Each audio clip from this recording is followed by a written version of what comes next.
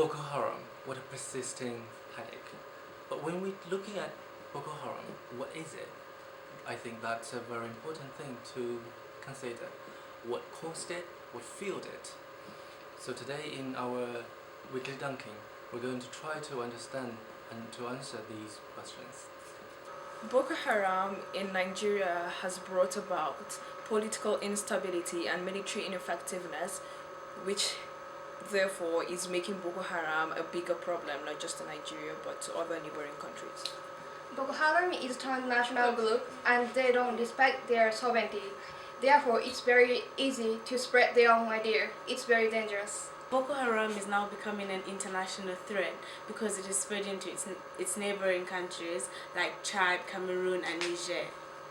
One of the causes of the growth and spread of Boko Haram ideologies is the fact that they have been excluded out of the international system, and that is the only way for them to get their voices to be heard. Hello everyone, welcome to Bisconia. And today I'm lucky again to be surrounded by all these gorgeous ladies with me today.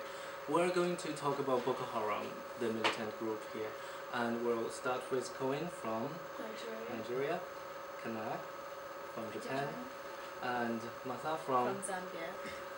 And we have Candice Kasha with us from the Caribbean, and Amina from Nigeria. Cohen, I remember you mentioned something about the unheard voices. Can you expand on this? Does that mean we need to somehow a better inclusion? Well, what I meant by that is the way the international system is structured. Non-state actors don't really have the opportunity to have their own voices being heard by the states, which is basically what the international system is made of. So without the ability for them to have a position or the ability to give their own opinions, then they would think of other means, which is how terrorism might come about, because the structure kind of leaves them out of the system. Good. So we are actually, instead of really looking at the problems, we need to look at the causing fact, what's really responsible for this. And I'm thinking probably we have a consensus here that the current existing international structure somehow left room for them. Okay, good. Okay, Kanaya, I remember you mentioned something about the transnational nature, so that they know no state borders. Can you explain something about this? What's really important? Why we need to know about this?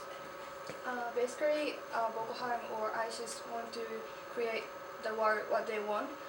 To create that one, they spread the idea around the world, and then so this is a constructivist idea, and then now technology and media is improved and it's very easy to spread, and then from nihilism aspect, the states has their own national interest, so they cannot expand their ideas. But on the other hand, non-state actors doesn't have their borders or don't respect sovereignty, so they can spread as much as they want. So it's very dangerous, and then their idea is kind of violence. So spreading those ideas and then creating the world what they want is very dangerous. Samantha, I remember you also mentioned something about the spill effect, the whole thing that is really getting very fluid across neighboring countries, especially we've heard something about very freshly in Chad, I think. Yeah.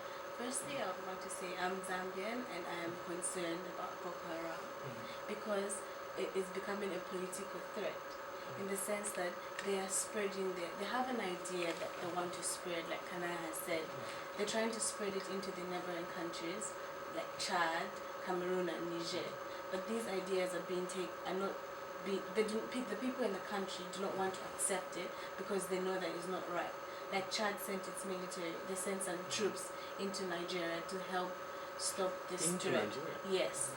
And I feel like maybe Boko Haram attacked Chad on the early Friday morning because they might have felt like it was, I think it's a way of retaliation. Yeah, in a way of retaliation. And so they went into Chad and they killed a number of people, and it all comes back, it all comes back to irredentism, because we have these same tribes in Chad and in the neighboring countries of Nigeria. Those cut apart. Yeah, so this conflict is now coming out of the base of Nigeria and it's becoming a political threat. So it just shows you how big of a deal this is, and how much effort should really be put into it, try to stop it. But the government isn't doing it. Okay, and also actually I'm guessing this kind of a sentiment, it can easily be taken advantage of by these groups because they do somehow have a cause, and then now if it really develops into something bigger, before we can really find a way to address it, it is going to cause bigger problems. Yes. And also I'm guessing this kind of an international effect, it is calling for international response rather than Chad only, Nigeria only. Okay, so from an international response, France sent some troops into Nigeria because the surrounding neighbors are French colonies, so they feel like they have ex-French colonies, so they feel like they have to do something to help protect the ex. Good, thank you. So Candice, I'm afraid it's your turn again. Thank you, go on. So you mentioned something about really the social movement in nature, about Boko Haram and also actually other militant movements. This is not actually something that people have taken on board. I think we're so concerned with terrorism and everything is terrorist and we have to focus on terrorism that we're not taking on board that actually, well, maybe this isn't terrorism. I mean, they may be using terrorist methods, but is it actually terrorist if it's bigger than a state? And as Martha said, it's bigger than 3 or 4 states. Yeah, if it's global in nature, then we need to start rethinking how did that happen, and is this just a terrorist group that we're dealing with? So in that sense, there's something to take on board. Between Kanai, Coin, and Martha, they each said something that was really interesting.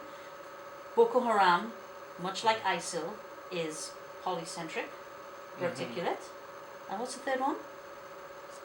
Segmented. Okay, and by that what we mean is it's got multiple sites of leadership. There are networks in many countries, and actually what they believe in varies even within the group. So within Boko Haram itself, you've got Salafist leaders who want essentially to have a Nigerian state that is based on Sharia law, but half of Boko Haram doesn't want that. Half of Boko Haram actually wants to link up with Al-Qaeda in the Islamic Maghreb, AQIM, and fight an international jihadist war. Then there's segments within Boko Haram that are actually Shiite, even though Boko Haram itself is expressed as a Sunni. But so there's all different elements and considerations to be taken on board that is made up of this group. Not everybody wants the same thing, with the exception of one thing, and that is that injustice, inequality, being alienated is the reason why they join these groups. And that's something we need to take on board. So when we call it terrorist and say it's an Islamic terrorist group, we need to stop and think, well, if they don't have one agenda, because the 14th century Islam is essentially what the leaders of Boko Haram say that they're focused on, but yet half of the group aren't, then we need to stop and think, well, if they don't have these set political objectives, what is their objective? Is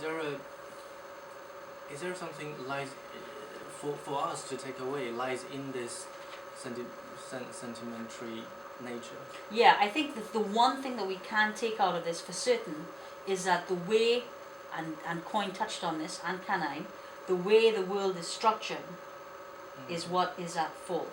Does that mean we change the structure of the world? No, but we do need to take a look at whether those structures are working and maybe find ways to incorporate some of the new aspects of modern living, of globalization, of letting people who are not heard be heard. We need to maybe look at that and find a way to allow those voices that aren't being expressed conventionally, find a forum for that to happen. Before before they can be changed. Now, does that change the fact that we have violent militant people with guns running around shooting and killing and raping and murdering. No, that has to be dealt with. And, you know, to some extent you need to deal with that in a conventional manner. But when you deal with those things conventionally, shooting and killing, and you're just repeating what the other side is doing, shooting and killing, we're just making the conflict wider and deeper, rather than actually addressing how to stop conflict. That's something to think about. Good. And I think this links back to Amina's point you just mentioned before about the political instability and also military effectiveness. Yeah, that's a horrible word for my tongue. So would you like to say something about this?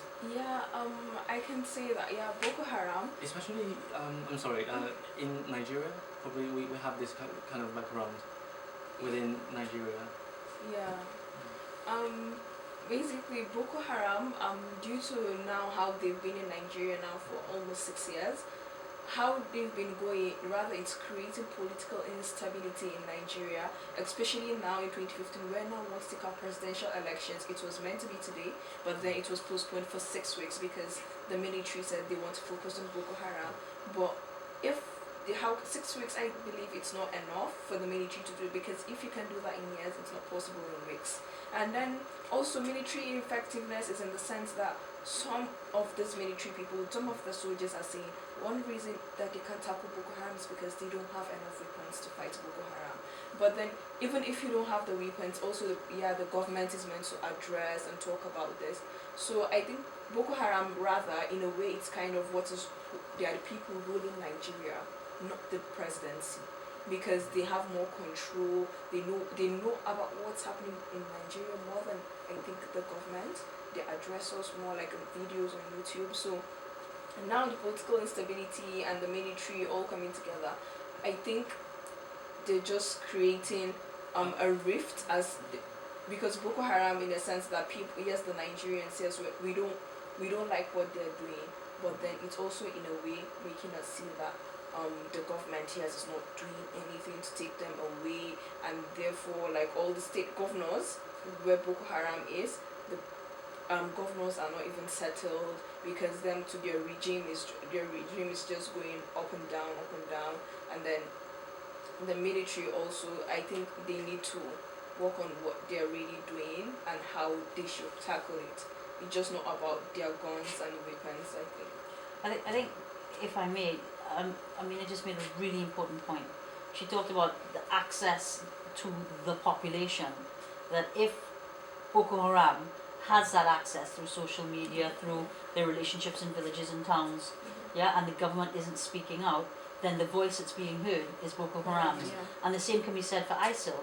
If that's the voice of Islam being heard for ISIL, and not moderate Islam, if you will, then there's a danger there, because those are the voices that are more accessible to populations, which is why these are social movements that are growing.